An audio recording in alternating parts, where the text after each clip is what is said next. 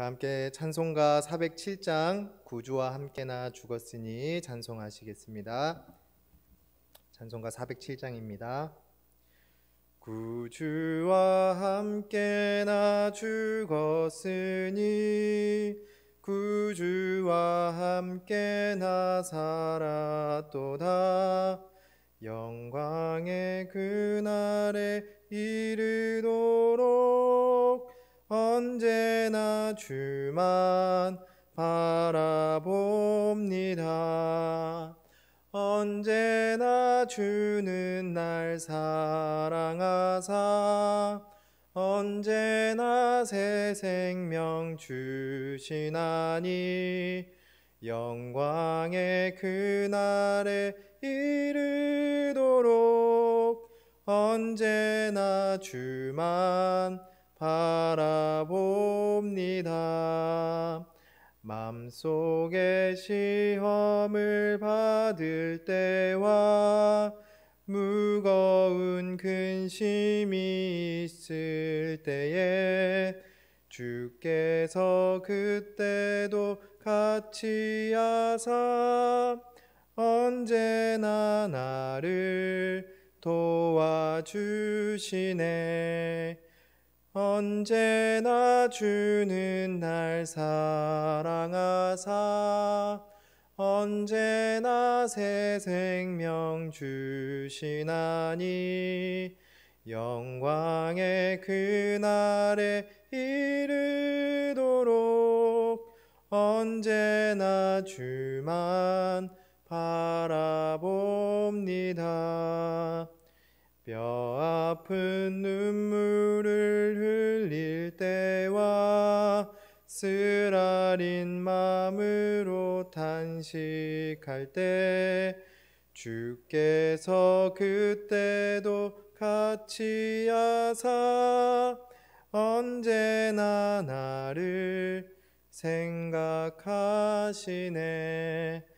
언제나 주는 날 사랑하사 언제나 새 생명 주시나니 영광의 그날에 이르도록 언제나 주만 바라봅니다.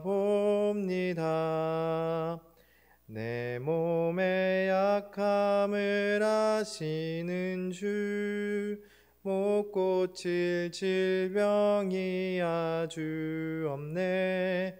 괴로운 날이나 기쁜 때나 언제나 나와 함께 계시네. 언제나 주는 날 사랑하사 언제나 새 생명 주시나니 영광의 그날에 이르도록 언제나 주만 바라봅니다. 아멘. 다 함께 사도신경으로 우리의 신앙을 고백하겠습니다. 나는 전능하신 아버지 하나님 천지의 창조주를 믿습니다. 나는 그의 유일하신 아들 우리 주 예수 그리스도를 믿습니다. 그는 성령으로 잉태되어 동정녀 마리아에게서 나시고 본디오 빌라도에게 고난을 받아 십자가에 못 박혀 죽으시고 장사된 지 사흘 만에 죽은 자 가운데서 다시 살아나셨으며 하늘에 오르시어 전능하신 아버지 하나님 우편에 앉아 계시다가 거기로부터 살아있는 자와 죽은 자를 심판하러 오십니다. 나는 성령을 믿으며 거룩한 공교회와 성도의 교제와 죄를 용서받는 것과 몸의 부활과 영생을 믿습니다. 아멘. 오늘 새벽에 하나님께서 우리에게 주시는 말씀은 출애굽기 21장 12절에서 36절까지의 말씀입니다.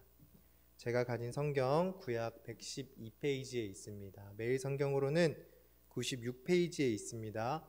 출애굽기 21장 12절에서 36절 말씀 제가 봉독해 드리겠습니다. 사람을 쳐 죽인 자는 반드시 죽일 것이나 만일 사람이 고의적으로 한 것이 아니라 나 하나님이 사람을 그의 손에 넘긴 것이면 내가 그를 위하여 한 곳을 정하리니 그 사람이 그리로 도망할 것이며 사람이 그의 이웃을 고의로 죽였으면 너는 그를 내 제단에서라도 잡아내려 죽일지니라. 자기 아버지나 어머니를 치는 자는 반드시 죽일지니라. 사람을 납치한 자가 그 사람을 팔았든지 자기 수하에 두었든지 그를 반드시 죽일지니라. 자기의 아버지나 어머니를 저주하는 자는 반드시 죽일지니라. 사람이 서로 싸우다가 하나가 돌이나 주먹으로 그의 상대방을 쳤으나 그가 죽지 않고 자리에 누웠다가 지팡이를 짚고 일어나 걸으면 그를 친 자가 형벌은 면하되 그간의 손해를 배상하고 그가 완치되게 할 것이니라. 사람이 매로 그 남종이나 여종을 쳐서 당장에 죽으면 반드시 형벌을 받으려니와 그가 하루나 이틀을 연명하면 형벌을 면하리니 그는 상전의 재산임이라. 사람이 서로 싸우다가 임신한 여인을 쳐서 낙태하게 하였으나 다른 해가 없으면 그 남편의 청구대로 반드시 벌금을 내되 재판장의 판결을 따라 낼 것이니라. 그러나 다른 해가 있으면 값되 생명은 생명으로 눈은 눈으로 이는 이로 손은 손으로 발은 발로 된 것은 된 것으로 상하게 한 것은 상함으로 때린 것은 때림으로 갚을지니라. 사람이 그 남종의 한 눈이나 여종의 한 눈을 쳐서 상하게 하면 그 눈에 대한 보상으로 그를 놓아줄 것이며 그 남종의 이나 여종의 이를 쳐서 빠뜨리면 그 이에 대한 보상으로 그를 놓아줄지니라. 소가 남자나 여자를 받아서 죽이면 그 소는 반드시 돌로 쳐서 죽일 것이요 그 고기는 먹지 말 것이며 임자는 형벌을 면하려니와 소가 본래 받는 버릇이 있고 그 임자는 그로 말미암아 경고를 받았을 때 단속하지 아니하여 남녀를 막론하고 받아 죽이면 그 소는 돌로 쳐 죽일 것이고 임자도 죽일 것이며 만일 그에게 속죄금을 부과하면 무릇 그 명령한 것을 생명의 대가로 낼 것이요 아들을 받든지 딸을 받든지 이 법규대로 그 임자에게 행할 것이며 소가 만일 남종이나 여종을 받으면 소 임자가 은 30세겔을 그의 상전에게 줄 것이요 소는 돌로 쳐서 죽일지니라. 사람이 구덩이를 열어두거나 구덩이를 파고 덮지 아니하므로 소나 나귀가 거기에 빠지면 그 구덩이 주인이 잘 보상하여 짐승의 임자에게 돈을 줄 것이요 죽은 것은 그가 차지할 것이니라. 이 사람의 소가 저 사람의 소를 받아 죽이면 살아있는 소를 팔아 그 값을 반으로 나누고 또한 죽은 것도 반으로 나누려니와 그 소가 본래 받는 버릇이 있는 줄을 알고도 그 임자가 단속하지 아니하였으면 그는 서로 소를 갚을 것이요 죽은 것은 그가 차지할지니라. 아멘.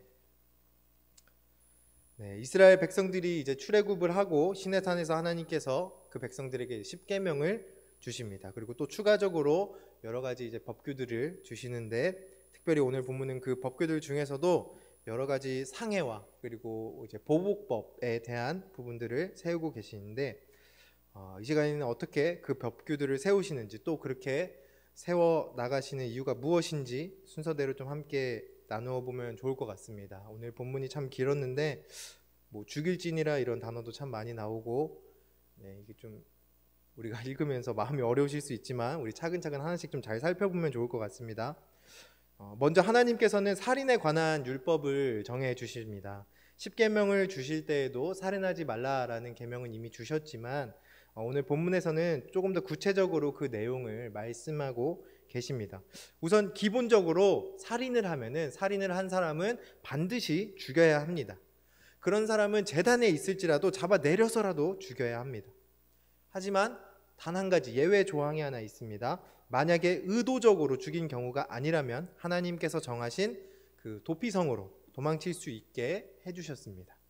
그 다음으로는 자녀들이 자기의 부모를 치거나 저주하는 경우에는 반드시 죽여야 된다라고 말씀하시면서 이 폐류는 절대 용납하지 않으시는 또 그런 모습을 보여주시고 또 사람을 납치하는 경우에도 반드시 죽여야 한다라고 말씀하십니다. 또 상해를 입힌 자는 그 상해에 대한 치료비도 당연히 물어줘야 하지만 상해로 인해서 생겨났던 어떤 시간적 손해들, 정신적 손해들도 있지 않습니까? 이런 것들에 대해서도 다 보상을 해주어야 합니다. 그런데 상해를 당한 대상에 따라서 이 처벌 정도가, 처벌 강도가 조금 다릅니다. 만약에 상해를 당한 대상이 일반 보통 사람이 아니라 그의 종이었다면은 별 다른 처벌이 없습니다. 다만 여기에도 예외 조항이 있는데, 종이 입은 상해의 정도가 심해서 뭐 이가 빠진다거나 아니면 뭐 실명을 해버린다거나 어느 한 곳이 불구가 될 정도로 그렇게 상해를 입히면은 그 경우에는 그 종을 자유롭게 놓아주어야 합니다. 그리고 아무리 종일지라도 상해를 입히는 정도가 아니라 죽여버린 경우에는 주인도 그에 합당한 처벌을 받아야 한다라고 말씀하십니다. 또 아이를 뵌 여자에게 유산을 일으키는 경우에는 남편이 청구하는 대로 벌금을 내야 합니다. 근데 여기는 조금 특이한 게 다른 법들과는 다르게 여기서는 재판장의 판결을 따라야 합니다. 다른 법들은 정확하게 정해진 처벌과 이 보상이 있기 때문에 그냥 그걸 따르면 되는데, 이 경우에는 남편이 물론 그 벌금을 청구할 수는 있지만 그 청구를 무조건 따르는 것이 아니라 결국 재판장의 그 판결을 따라야 한다는 겁니다. 그리고 그 다음에는 우리가 아주 잘 아는, 아마 한 번씩 들어보셨을 것 같은데 동해보복법이 나옵니다. 눈에는 눈, 이에는 이. 많이 들어보시지 않으셨습니까? 근데 이 표현이 바로 하나님이 주신 이 율법에서 나온 표현입니다. 마찬가지로 뭐 손은 손, 발은 발, 된 것은 된 것으로, 상하게 한 것은 상함으로, 때린 것은 때림으로, 이렇게 싸우면서 어떤 해를 입히면은 그와 똑같이 받아야 한다라고, 이렇게 동해보복법, 같은 해를 입혀서 보복해야 된다라는 그 법을 말씀하시는 겁니다. 그리고 마지막으로 이제 사람의 재산으로 분류되는 소 같은 짐승들로 인한 상해에 대한 법들을 또 세워주십니다. 만약 이 소가 사람을 받아 죽이면은 그 소를 죽여야 합니다. 여기서 추가 조항은 만약에 어떤 소가 좀 원래 좀 난폭해서 사람들이 당신네 소 좀 난폭하던데 하면서 잘 관리해야 되겠는데 이렇게 경고를 했는데도 불구하고 그 소가 사람을 들이받도록 제대로 단속하지 못하면은 그 소만 죽이는 것이 아니라 그 소의 주인까지도 죽임을 당하게 됩니다.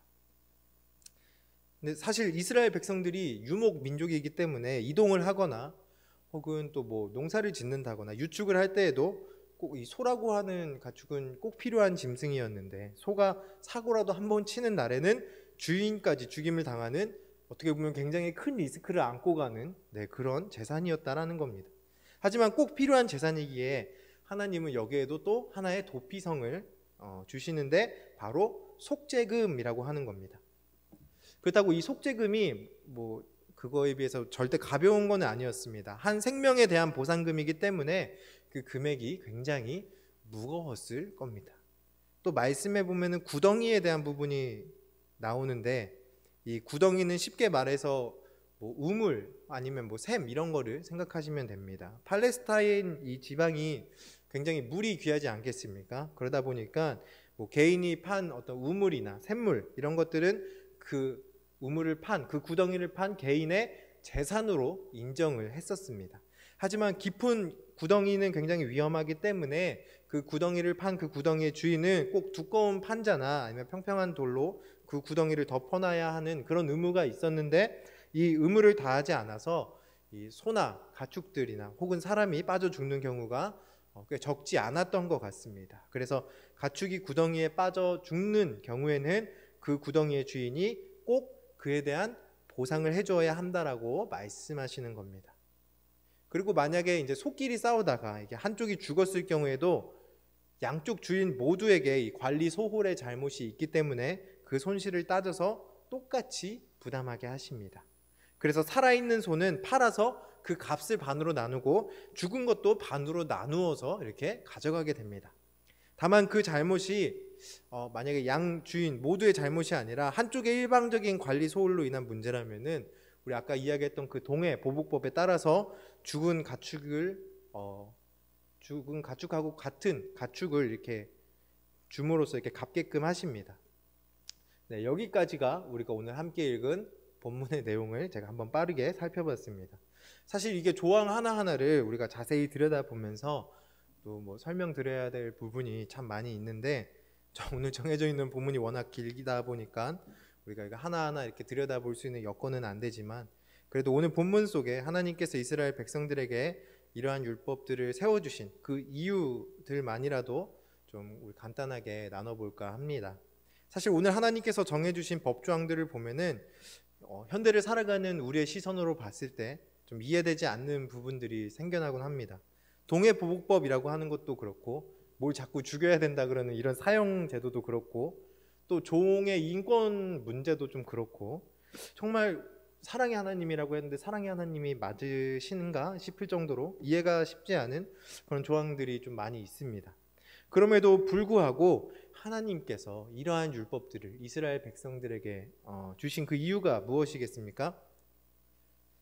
첫 번째는 하나님은 공의로우신 하나님이시기 때문입니다. 이 토머스 홉스라는 그 영국의 철학자가 이야기했던 것 중에 리바이어던이라는 것이 있습니다. 욥기 41장에 나오는 그 거대한 괴물의 이름에서 따온 건데, 홉스는 이 리바이어던을 이해할 때 사람의 지혜가 미치지 않는 거대한 힘이라는 뜻을 가지고 이야기를 했다고 합니다.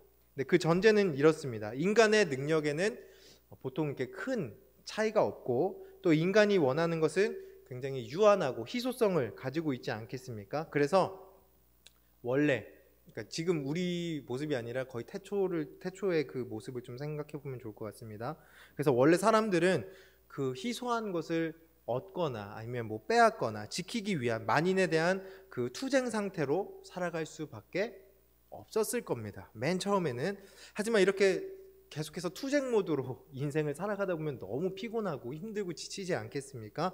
그렇기 때문에 내가 당신의 소유물에는 내가 손을 대지 않을 테니까 당신도 내 소유물에는 손을 대지 말라고 하는 그런 사회적인 약속들을 정하기 시작합니다.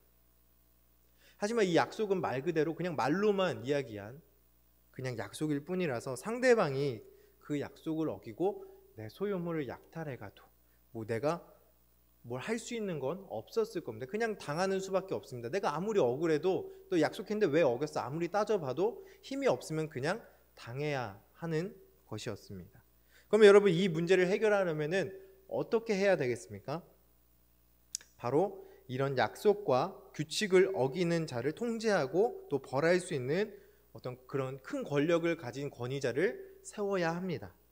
이 권위자의 존재는 개인의 자유와 안전과 뭐 이런 것들을 박탈할 수 있을 만큼 그만큼 강력한 힘과 권력을 가지고 있지만, 동시에 사회의 모든 구성원들의 자유와 안전을 보장할 수 있는 또 유일한 방법이기도 합니다. 그래서 홉스는 이 거대하고 두려운 이 권위체의 존재를 리바이어던이라고 표현합니다. 여러분, 사람은 자유와 안전 이것을 보장받기 위해서는 리바이어던 같은 권위자가 필요할 수밖에 없습니다. 이런 권위자가 없다면은 우리의 자유와 안전 이런 것들은 보장받을 수가 없습니다. 근데 우리에게 있어서 이런 권위자가, 이런 권위체가 누구이겠습니까? 바로 우리의 창조주이시자 만물의 주인 되시는 하나님이신 겁니다. 하나님께서 우리 삶의 권위체로서 계실 때에 우리는 진정한 자유와 안전을 누리고 더 나아가서는 또 구원을 누릴 수 있게 됩니다. 하나님께서는 공의로우신 하나님이시기 때문에 친히 우리의 권위자가 되어주십니다. 그리고 우리의 자유와 안전을 보장하기 위해서 그래서 우리에게 율법을 주십니다. 오늘 이스라엘 백성들에게 주시는 이 율법들은 하나님께서 인간들을 통제하고 또 처벌하기 위해서 굳이 이렇게 복잡하게 규칙들을 만드시는 게 아니라는 겁니다. 오히려 이 백성들의 인권과 그 인격을 보호하기 원하시는 공의로우신 하나님이시기 때문에 이러한 율법들을 세우고 계시다는 사실입니다. 또 하나님께서 오늘과 같은 율법을 만드신 이유, 그 두 번째는 역설적으로 들리실 수 있지만 하나님께서는 사랑의 하나님이시기 때문입니다.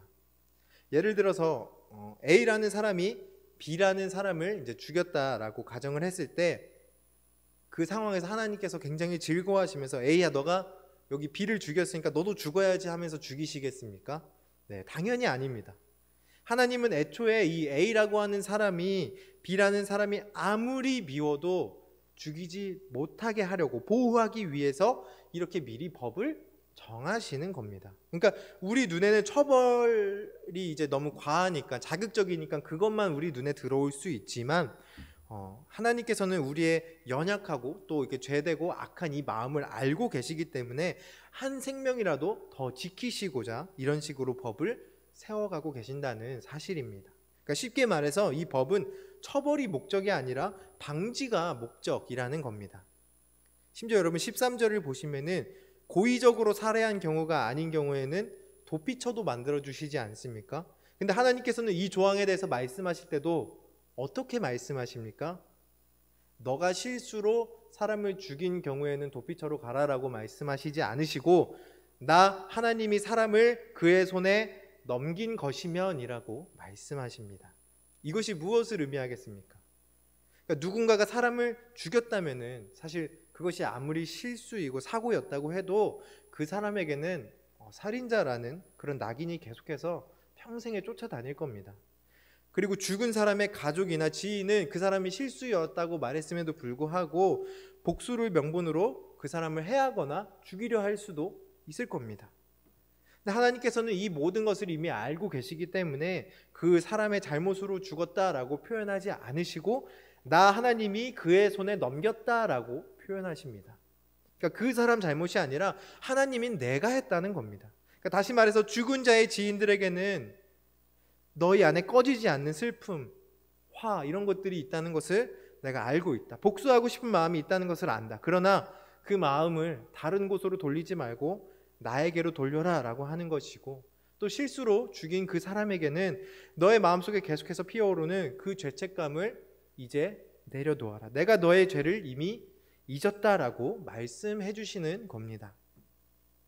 하나님은 한 생명을 이 세상 무엇보다 소중히 여기시는 사랑의 하나님이십니다. 이 사실을 잊어서는 안 됩니다.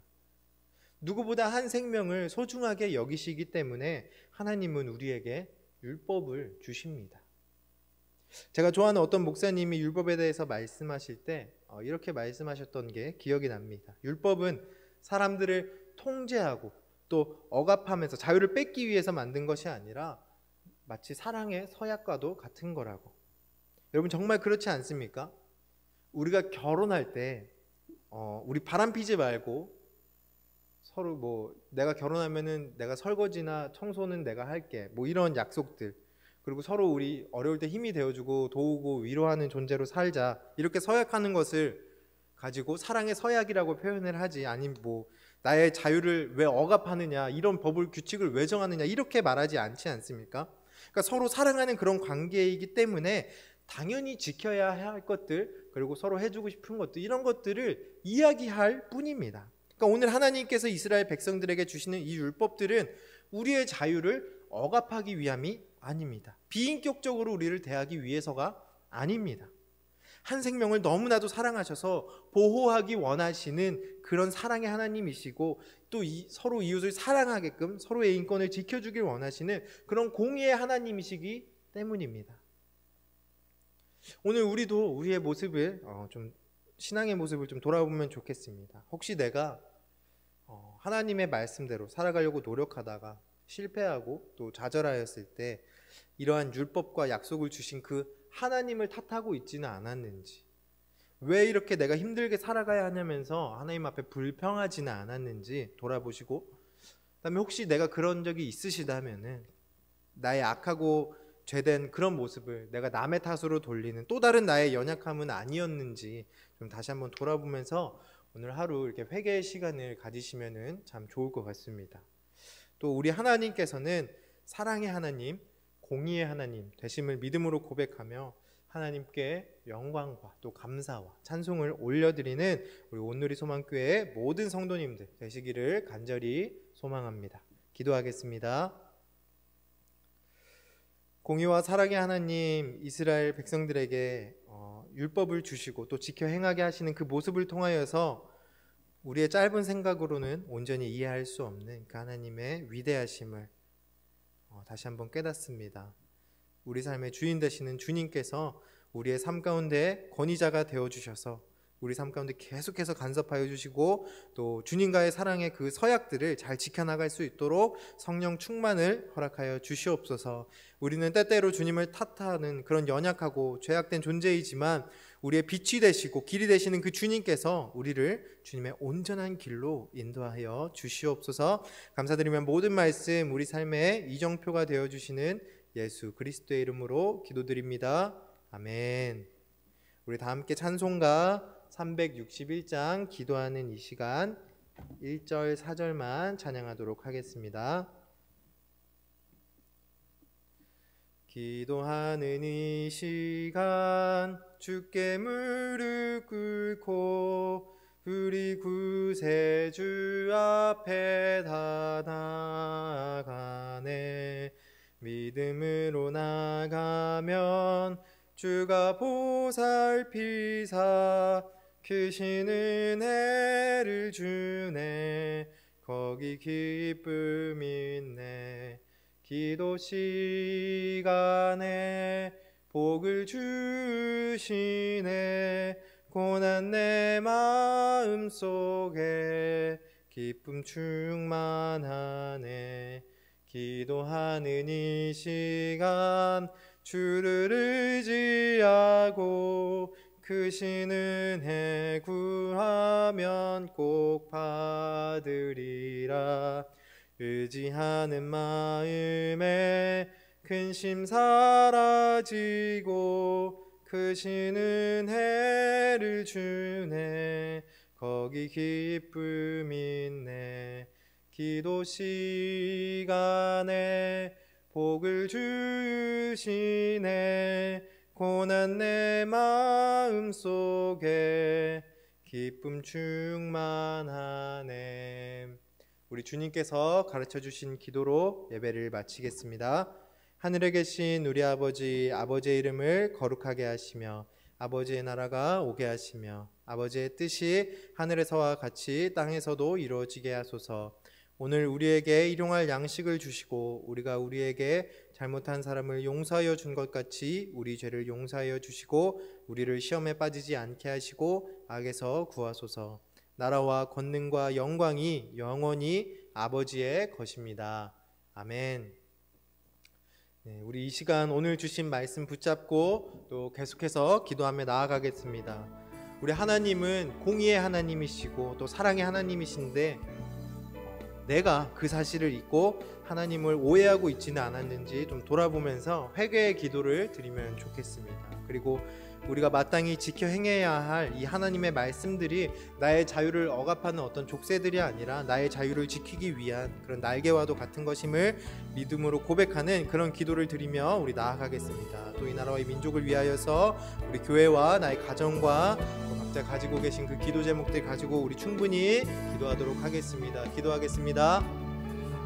거룩하시고 은혜로우신 아버지 하나님, 오늘도 이 새벽 주님의 말씀으로 말미암아 저를 사랑하게 하시며 감사드립니다. 주님은 사랑의 하나님이시고 공의의 하나님이십니다. 우리가 그것을 머리로는 알고 있지만 나의 삶 가운데 주님을 뜻하고 원망하며 그 사실을 잊지는 않았는지 돌아보게 하여 주시옵소서.